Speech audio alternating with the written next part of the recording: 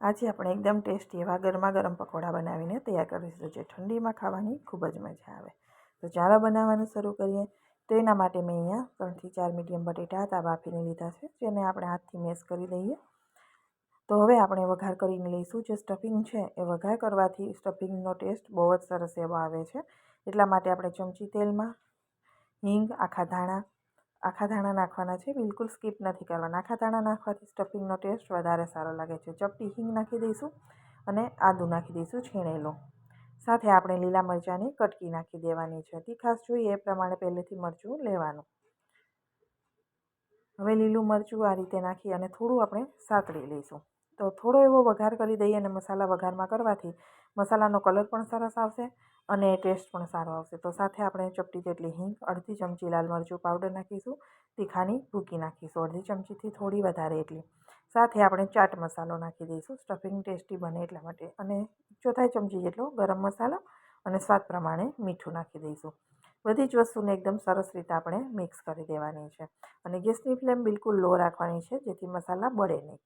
હવે આપણે એની અંદર જે બટેટાનો માવો રેડી કરીને રાખ્યો છે એ નાખી દઈશું અને ફટાફટ આપણે એને મિક્સ કરી દઈશું. તો સ્ટફિંગ છે એકદમ ટેસ્ટી એવું ચટાકેદાર બનશે. આ રીતે મિક્સ થઈ જાય એટલે છેલ્લે આપણે એની અંદર ખટાશ માટે લીંબુ પણ નાખી શકો છો. મેં અહીંયા લીંબુ નથી નાખ્યું અને આમચૂર નાખ્યું છે. અને ગળ પણ તમને પસંદ હોય મસાલામાં તો તમારે ખાંડનો ઉપયોગ કરવાનો. મેં ગળ પણ બિલકુલ નથી નાખ્યું, કેમ કે ખજૂર આંબલીની ચટણી મેં બનાવી છે સાથે, એટલા માટે અમે ગળ પણ અંદરથી નથી નાખતા. તો અહીંયા મિક્સ કરી દઈશું એકદમ સરસ રીતે. માવો આપણો હવે બનીને રેડી થઈ ગયો છે. તો માવાને હવે નીચે ઉતારી દઈશું અને ત્યાં સુધીમાં આપણે એના પકોડામાં લગાવવા માટે ચટણી બનાવી લઈએ લીલી. તો આદું નાખીશું. તીખાશ જોઈએ એ પ્રમાણે મરચાંનો ઉપયોગ કરવાનો. તો અહીંયા મરચાં નાખી દઈશું. લીલા ધાણા છે એ મોટા મોટા કાપીને નાખી દેવાના છે. બધી જ વસ્તુ પીસવાની છે એટલે રફલી ચોપ કરી લેવાની છે. અને સાથે આપણે ફ્રેશ પુદીનાના પાન થોડા નાખી દઈશું, જેથી આપણને ખાવામાં વધારે મજા આવે. સાથે આપણે થોડી એવી બુંદીના દાણા અથવા તો દાળિયા નાખીશું. ચાટ મસાલો અને સ્વાદ પ્રમાણે મીઠું નાખી દઈશું. અને આઈસ ક્યુબ નાખી દેવાની છે. થોડું જીરું અને લીંબુ. અહીંયા 1/2 ચમચી એટલું જીરું નાખ્યું, અડધું ફાડું લીંબુ નાખ્યું. હવે આપણે એની અંદર આઈસ ક્યુબ નાખી દઈશું. જરૂર લાગે તો જ પાણીનો ઉપયોગ કરવો, નહીંતર નહીં કરવાનો. આઈસ ક્યુબ નાખી અને પીસી લેવાની છે. આઈસ ક્યુબ એટલા માટે નાખવાની કે ચટણીનો કલર છે ને એકદમ ગ્રીનિશ આવે એટલા માટે. તો આપણી ગ્રીન ચટણી બનીને રેડી થઈ ગઈ છે. જે પકોડામાં લગાવથી એની સુગંધ, સ્વાદ અને પકોડું બહુ જ સરસ લાગે છે એટલા માટે.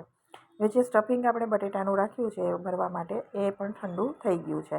હવે પકોડા આપણે ભરવાની તૈયારી કરી દઈએ. તો બ્રેડ લઈ લઈશું અને બ્રેડની ઉપર આપણે પહેલાં એક બ્રેડની ઉપર ગ્રીન ચટણી લગાવી દઈશું આ રીતે. તો ગ્રીન ચટણી લગાવી અને બીજી બ્રેડ ઉપર આપણે માવો લગાવીશું બટેટાનો. તો આ રીતે આપણે બનાવીશું ને તો મસ્ત એવા બટેટા ટેસ્ટી અને સુગંધવાળા પણ એકદમ પુદીનાની બહુ જ સરસ ફ્લેવર સુગંધ આવે. તો આ રીતે પકોડા છે એકદમ સારો આવે છે. તો બટેટાને સ્પ્રેડ કરી દઈશું અને બંને સ્લાઇસને એકસાથે પેક કરી અને થોડી આપણે દબાવી દેવાની છે, જેથી એકદમ સરસ રીતે ચોંટી જાય અને આપણે લોટમાં બોળતી વખતે પણ નીકળે નહીં.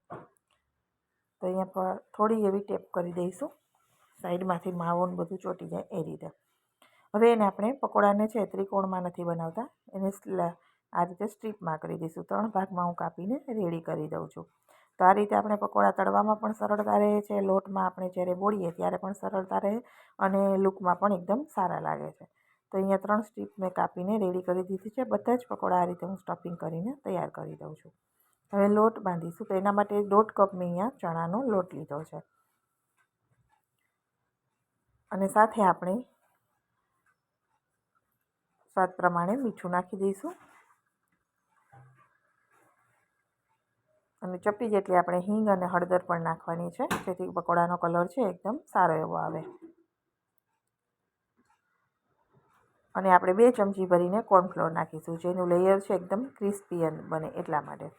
અને સાથે લુક સારો આવે એટલા માટે અહીંયા ચીલી ફ્લેક્સ થોડી મેં નાખી છે, 1/2 ચમચી જેટલી. હવે બધી જ વસ્તુને આપણે સરસ રીતે મિક્સ કરી દઈશું અને જરૂર પ્રમાણે પાણી નાખી અને બેટર તૈયાર કરી લેવાનું છે. તો પકોડાનું બેટર કેવું તૈયાર કરવું એ આગળ તમને જણાવી દઉં છું. એકદમ પાતળું પણ નથી કરવાનું અને વધુ પડતું ઘાટું પણ નથી કરવાનું. મીડિયમ કન્સિસ્ટન્સીવાળું બેટર આપણે બનાવીને રેડી કરવાનું છે. જો એકદમ વધારે પાતળું હોય તો તેલની અંદર તળતી વખતે ગોગળા બહુ જ બની જાય, લેયર પડી જાય. એટલા માટે છેલ્લે આપણે સમારેલી કોથમીર નાખી દઈશું અને મિક્સ કરી દઈશું. તો આ રીતે પકોડાનું લેયર બનાવવાથી સુગંધ પણ એકદમ સરસ આવશે અને ટેસ્ટ પણ સારો આવશે. તો હવે હું ચમચીથી તમને બતાવી દઉં કે બેટર આપણું એકદમ પાતળું પણ નથી અને વધારે પડતું ઘાટું પણ નથી. તમે જોઈ શકો છો એ ચમચીની પાછળ આ રીતે ચોટેલું રહે છે. તો હવે આપણે પકોડા તળવાની તૈયારી કરી દઈએ. પહેલેથી જ મેં ગેસ ઉપર પેન રાખી દીધી છે પકોડા તળવા માટે. તો અહીંયા પકોડાને આપણે ડીપ કરી દઈશું અને નાની આ રીતે સ્ટ્રીપ બનાવીએ ને તો બહુ સરસ ઇઝીલી રહે છે અને પકોડા તળવામાં પણ સરળતા રહે છે. તો આ રીતે આપણે પેનમાં જેટલા પકોડા આવે એટલા મૂકી અને તળી લેવાના છે. બંને બાજુ ઉલટ ફેરવતા આપણે એને ગોલ્ડન ક્રિસ્પી કલર, થોડો ગોલ્ડન બ્રાઉન જેવો કલર આવે એને ક્રિસ્પી થાય એટલે આપણે એને બહાર કાઢી લઈશું. તો એકદમ સરસ એવા પકોડા આપણા બનીને તૈયાર થઈ જશે. ઠંડીની સિઝન છે તો એમાં ગરમ ગરમ પકોડા ખાવાની મજા આવે. તો એકદમ સરસ એવા પકોડા બને છે. આ રીતે જરૂરથી ટ્રાય કરજો. તો અહીંયા આપણું પકોડું છે એનો કલર પણ ચેન્જ થઈ ગયો છે, ઉપર લાલ પડતું થઈ ગયું છે એટલે આપણે હવે એને કાઢી લઈશું. વધારે પડતા લાલ તમે જોતા હોય તો તમારે કરવાના, તમારા ઘરમાં જેટલી ખાતા હોય એ પ્રમાણે કરવાના. તો અહીંયા એકદમ સરસ એવા આપણા પકોડા તળાઈને તૈયાર થઈ ગયા છે. તમને મારી પકોડાની રેસીપી કેવી લાગી એ કોમેન્ટ બોક્સમાં જરૂરથી જણાવજો. રેસીપી પસંદ આવી હોય તો મારી ચેનલને સબસ્ક્રાઈબ જરૂરથી કરી દેજો. વિડીયોને લાઇક અને શેર કરવાનું બિલકુલ ભૂલતા નહીં. તો ફરી મળીશું આવા જ નવા વિડીયો સાથે. Bye bye, take care.